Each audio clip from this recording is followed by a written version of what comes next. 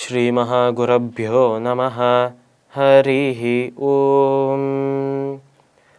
சதாசிவசமாரம்பாம் சங்கராச்சார்யமத்யமாம் அஸ்மதாச்சாரியபர்யந்தாம் வந்தே குருபரம்பராம். GeM TV நண்பர்களுக்கு எனது வணக்கங்கள். இன்றைய நாள் அனைவருக்கும் இனிய நாளாக அமைய எல்லாம் வல்ல இறைவனை வேண்டி இன்றைய எம்மதமும் நம்மதமே நிகழ்ச்சிக்கு செல்வோம். இன்னைக்கு நம்ம ஸ்ரீமத் பகவத்கீதையிலிருந்து ஒரு ஸ்லோகத்தை விரிவான விளக்கத்துடன் பார்ப்போம். இந்திரியாணி பரான்யாஹுஹு இந்திரியேப்ய பரம் மனஹ மனசஸ்து பராம் புத்திஹி யோ புத்தே பரதஸ்து சஹா. இந்த ஸ்லோகம் ஸ்ரீமத் பகவத்கீதையின் 3வது அத்தியாயமான கர்மயோகத்தின் 42வது ஸ்லோகம். இந்த ஸ்லோகத்தில் நம்ம கிருஷ்ணர் அர்ஜுனனை பார்த்து சொல்றார், அர்ஜுனா, நம்ம ஆசைகள் என்பது புலன்கள், மனம், புத்தி, இந்த மூன்றுத்திலுமே வசிக்கிறது என்று பார்த்தோம். இப்படி மூன்றத்திலுமே வசித்தாலும் எதை ரொம்ப சீக்கிரமாக, எதை ரொம்ப சுலபமாக தாக்கக்கூடியது என்றால் அந்த புலன்கள் தான் இப்போ ஆபத்தில் இருக்காம். அந்த புலன்களைத்தான் முதலில் தாக்க ஆசைப்படுமாம் அந்த ஆசை.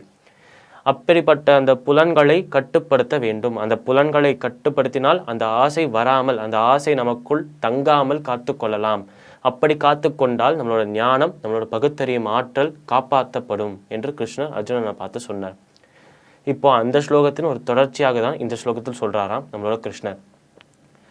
இந்திரியாணி பரான் யாகுஹு, அதாவது இந்த ஒரு உலகத்தில், இந்த ஒரு பிரபஞ்சத்தில் இந்த மனித உடல் என்பது ரொம்ப சிறந்தது என்று நிறைய பேர் சொல்வா. ஏனென்றால் பல உடல்கள், பல ஜீவன்களால் செய்ய முடியாத பல விஷயங்களை இந்த ஒரு மனித உடலால் செய்ய முடியும் என்று சொல்றா எல்லாருமே. இந்த மனித உடல் செயல்படணும் என்றால் அதற்கு புத்தி ரொம்ப அவசியம். ஏனென்றால் புத்தி இல்லாமல் எந்த ஒரு விஷயத்தையும் யோசிக்காமல் யாருமே இங்கே செய்யறதில்லை, யோசித்து தான் செய்வோம். அப்பேற்பட்ட அந்த புத்தியால் இந்த மனித உடலுக்கே பெருமை வந்தது என்று கிருஷ்ணர் சொல்றார்.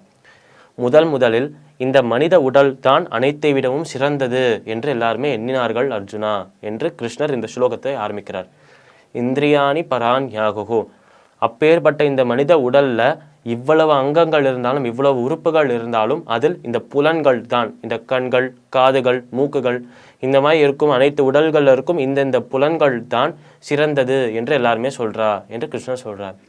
இதை ஏன் இப்படி சொல்லணும் என்றால், ஒருவரால் பார்க்க முடியாது என்றால், ஒருத்தருக்கு பார்வை இல்லை என்றால் அவரால் இந்த உலகத்தை ரசிக்க முடியாது, இந்த உலகத்தின் அழகு அவருக்கு தெரியாது. ஒருத்தருக்கு காது கேட்கலை என்றால் இனிமையான இசையாகட்டும், இல்லைன்னா ஒரு குருவி, ஒரு பட்சிகள் கத்துற அந்த ஒரு சத்தமாகட்டும் எதுவுமே கேட்க முடியாது அவரால். ஒருவருக்கு சுவைக்க முடியாது அந்த ஒரு வியாதி இருந்தது என்றால் அவரால் எந்த ஒரு உணவு பந்தத்தையும் சுவைத்து ரசித்து சாப்பிட முடியாது. இப்படி ஒருவருக்கு அந்த உடல்ல இருக்கும் முக்கியமான பாகங்கள், முக்கியமான பகுதி என்றால் அது இந்திரியங்கள் தான், அது புலன்கள் தான் என்று கிருஷ்ணர் அர்ஜுனனை பார்த்து சொல்றார். இப்படியும் சில பேர் நினைச்சா, அர்ஜுனா, இந்திரியாணி பரான் யாகுஹு இந்திரியேபிய பரம் மனஹ, அதுக்கப்புறம்தான் கொஞ்சம் பரிணாம வளர்ச்சி அடையும் போது இந்த இந்திரியங்களுக்கும் மேலாக ஒருத்தர் இருக்கார், அவர் தான் மனம் என்று எல்லாருக்குமே தெரிஞ்சது. இந்த மனம்தான் இந்த இந்திரியங்கள் எல்லாம் கட்டுப்படுத்துறது. அதாவது இந்த மனம்தான் இந்த இந்திரியங்களுக்கு, இந்த ஒரு சென்சஸ்க்கு ஒரு கண்ட்ரோல் சென்டர் மாதிரி என்று எல்லாருக்குமே புரிய வந்தது. இந்திரியாணி பரான் யாகுஹு இந்திரியேபிய பரம் மனஹ மனசஸ்து பராம் புத்திஹி, அதுக்கப்புறம்தான் அவளுக்கு தெரிய வந்துடாம் இந்த மனதை விடவும் சிறந்ததாக ஒருத்தர் இருக்கார், அவர் தான் புத்தி என்று எல்லாருக்குமே தெரிய வந்துடாம். இந்த புத்தியை வச்சுதான் நம்ம எந்த ஒரு விஷயத்தையும் இது சரி இது தவறு என்று பகுத்தறிய முடியும்.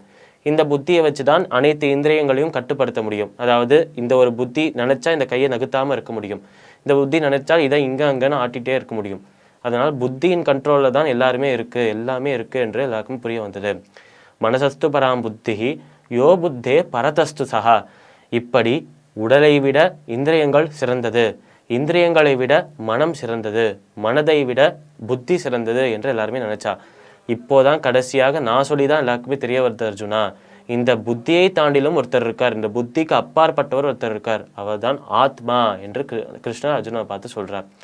அதனால் அனைத்தை விடவும் சிறந்தது ஆத்மாதான். அப்பேற்பட்ட ஆத்மாவை தான் ஒருவரும் மனதில் வைத்து கொள்ள வேண்டும். வேற எந்த விஷயத்தையும் யாரும் நினைக்க வேண்டாம். ஒருத்தரோட ஆத்மா எங்கேருந்து வந்ததோ அதே இடத்துக்கு சென்று அடையணும், அந்த பகவானை சென்று அடையணும், மோட்சம் பெற வேண்டும். அதுதான் எல்லாருடைய குறிக்கோளாக இருக்கணும் என்று கிருஷ்ணர் இந்த ஸ்லோகத்தில் சொல்றார் அர்ஜுனனை பார்த்து. பகவத்கீதையின் 3வது அத்தியாயமான கர்மயோகத்தின் 42வது ஸ்லோகத்தின் விளக்கம் இதுவே. மீண்டும் நாளை சந்திப்போம். நன்றி, வணக்கம்.